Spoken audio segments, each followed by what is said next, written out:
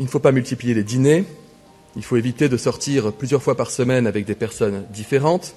Encore une fois, si chacun de nous voit un peu moins de personnes par jour, fait un peu plus attention à la distance et au respect des gestes barrières, alors nous réussirons à vaincre ce virus. Certains pays ont parlé du concept de bulle sociale.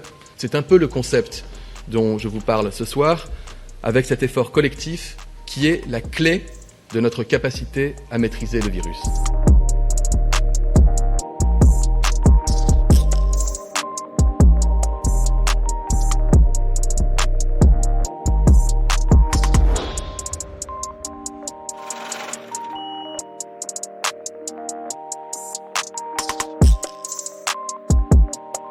Dans les clusters, par exemple, eh bien, on retrouve dans plus de 25% des cas, justement à l'origine de l'infection, une réunion familiale. Donc, ce qui est proposé, puisque à ce moment-là, les gestes barrières sont un petit peu limités, eh bien, c'est de réduire le nombre de personnes avec lesquelles on va être en contact. En France, il n'y a pas pour l'instant de chiffres établis, mais l'idée, c'est moins on rencontre de gens, moins on va diffuser le virus, puisqu'en fin de compte, le virus, il ne diffuse que par l'homme. Et puis, deuxième élément, on arrive comme ça à mieux savoir le nombre de personnes qui ont été en contact. Et donc, un tracing qui est beaucoup plus facile, alors que si vous êtes au milieu de 70 personnes, ça va être très difficile de remonter la filière de l'infection.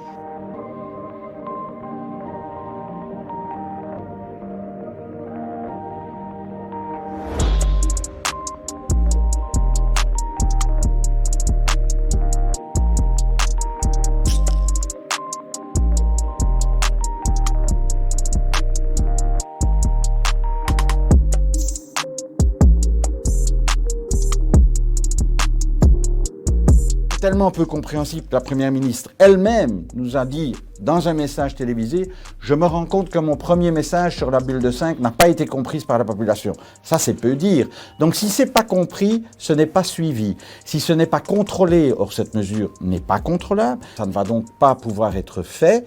Et il faut savoir que l'adhésion de la population à cette mesure-là, elle est proche de zéro. Ça veut dire que c'est une mesure complètement inutile.